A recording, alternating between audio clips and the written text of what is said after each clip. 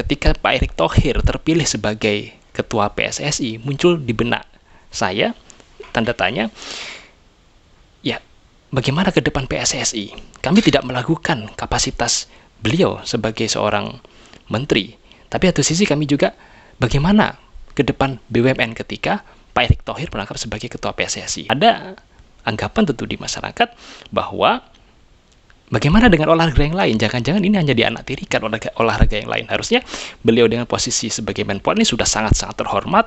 Beliau bisa fokus untuk membenahi tidak hanya sepak bola, tapi cabang-cabang lainnya juga penuh prestasi seperti badminton, ya, bulu tangkis.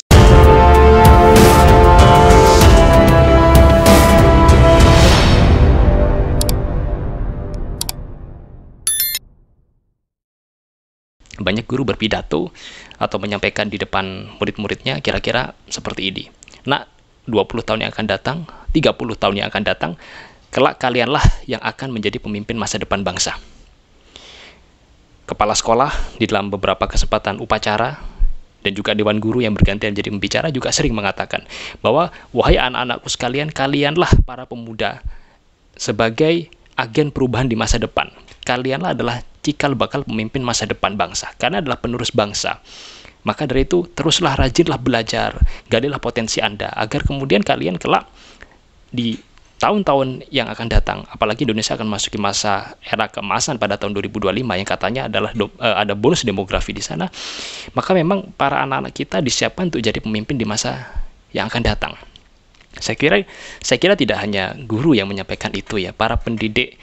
Tidak hanya para pendidik yang menyampaikan itu, para pemimpin-pemimpin bangsa kita, mulai dari presiden sampai ke level gubernur, bupati, wali kota, semuanya juga menyampaikan bahwa di dalam forum-forum pemuda, para pemuda inilah merupakan agen perubahan di masa depan. Bangsa ini akan dititipkan kepada para pemuda.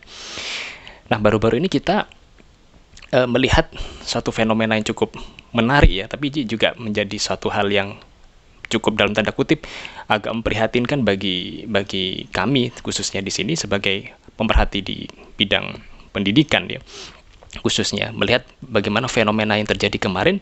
Ada dua sosok menteri, yaitu Menteri BUMN yaitu Pak Erick Thohir yang menjadi ketua PSSI, yang satunya adalah Pak Zainuddin Amali sebagai selaku Menpora yang menjabat sebagai wakil ketua umum PSSI. Nah, kenapa ada masalah apa dengan mereka menjabat sebagai ketua PSSI? Nah, ini yang ingin saya sampaikan di sini, bahwasanya ada etika publik yang harus dipegang oleh setiap pemimpin, setiap pejabat negara ini, bahwa sebagai menteri, sebagai seorang yang penting memiliki posisi strategis di pemerintahan, maka kalau menurut hemat kami ini sudah selayaknya harus fokus mengurusi kementeriannya, agar tidak tumpang tindih dengan jabatan-jabatan yang lain.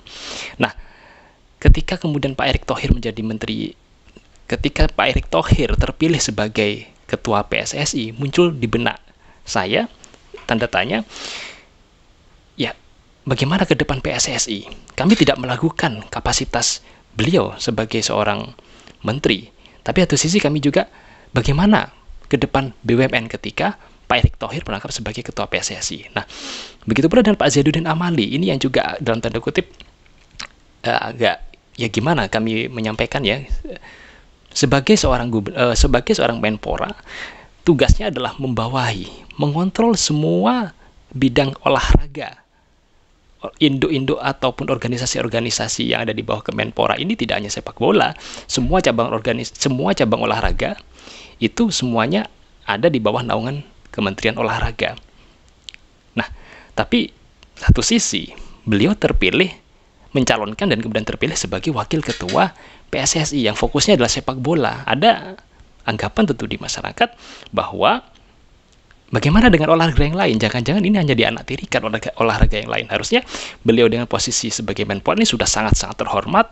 Beliau bisa fokus untuk membenahi tidak hanya sepak bola, tapi cabang-cabang lainnya juga penuh prestasi seperti badminton, ya, bulu tangkis. Ini juga PBSI induk olahraganya ini juga akan semakin berkembang ke depan ketika memang seorang menteri itu bisa menjadikan kementeriannya ini bisa fokus untuk bisa mengelola semua sumber daya yang ada di berbagai macam induk olahraga. Kalau itu adalah posisinya adalah Menpora. Begitu pula juga dengan Kementerian BUMN. Tidak mudah tugas yang ada di dalam Kementerian BUMN. Tidak ada yang salah sebetulnya dengan bagaimana Pak Erick Thohir maupun Pak Zainuddin Amali untuk bisa mencalonkan diri. Tapi yang ingin menjadi concern saya di sini adalah kita hidup bernegara. Kita tentunya juga ada yang namanya etika pejabat.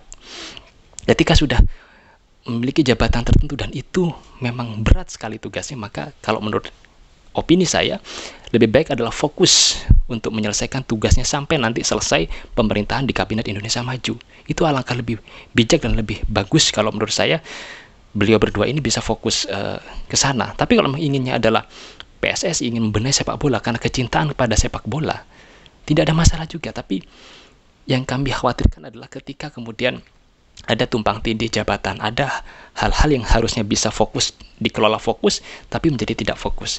Kami sangat mencintai BUMN yang terus berkembang. Kami sangat merindukan BUMN yang bisa naik ke kelas dunia tentunya. Kami juga mencintai agar olahraga di tanah air kita, tidak hanya sepak bola, olahraga apapun itu bisa berprestasi dan juga bisa naik ke level kelas dunia. Nah, ada yang berpendapat kemudian, ya tidak fair tentunya kita menilai seseorang tanpa kita melihat dulu kinerja dari orang tersebut. Oke, sekarang pertanyaannya dibalik. Tidak fair juga kemudian tidak memberikan kesempatan pada yang lain. 200 juta pemuda, 200 juta penduduk Indonesia, bahkan sekarang sudah data statistik hampir 270 juta. Di mana sebagian besar mayoritas itu adalah para pemuda yang sering dulu pada masa sekolah dulu sering diberikan motivasi oleh gurunya, oleh kepala sekolah, kalian kelak akan menjadi pemimpin. Dan pemimpin di sini sebetulnya tidak hanya menjadi seorang presiden ya, pemimpin itu banyak sektor. Ya, presiden oke, gubernur, bupati, memimpin di perusahaan, sebagai eksekutif, memimpin juga di legislatif dan semua elemen atau komponen keorganisasian yang ada di negara ini juga potensial sekali untuk diisi oleh para pemuda. Dan ini juga perlu diberikan ruang kesempatan para pemuda kita untuk bisa menjadi pemimpin itu. Nah, ada orang yang hebat memang, ada orang yang hebat.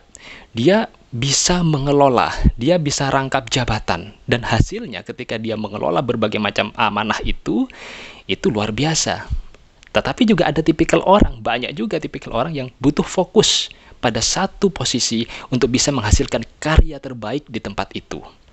Nah, di sini sebagai seorang pejabat publik tentunya kami menghimbau, karena kami cinta pada BUMN, karena kami cinta kepada olahraga kemajuan sepak bola ya, monggo untuk bisa memilih salah satu. Kalau sebaiknya menurut pendapat kami, memilih salah satu untuk fokus di sana agar bisa menghasilkan karya terbaik, entah itu di bidang PSSI-nya atau BUMN-nya. Itu kalau menurut pendapat kami, apalagi kalau tidak salah ada di pasal 23 Undang-Undang nomor 39 tahun 2008 tentang Kementerian Negara yang melarang menteri untuk menangkap jabatan, baik itu sebagai misalkan komisaris, direksi, ataupun mungkin sebagai orang-orang yang menduduki jabatan di struktural sebagai pimpinan organisasi yang itu dibiayai oleh APBN. Kalau tidak salah seperti itu. Nah, itu opini yang bisa kami sampaikan. Kami sangat mencintai BUMN agar bisa bersaing ke level internasional, kelas dunia. Kami sangat mencintai sepak bola kita agar bisa berprestasi, menjadi sepak bola, menjadi sebuah tim nasional ataupun mungkin klub-klub sepak bola yang di bawah naungan PSSI ini menjadi kelas dunia, disegani tidak hanya di dalam negeri, tapi disegani di level internasional. Demikian opini yang bisa kami sampaikan. Ruang opini bersama Lorong Edukasi. Assalamualaikum warahmatullahi wabarakatuh.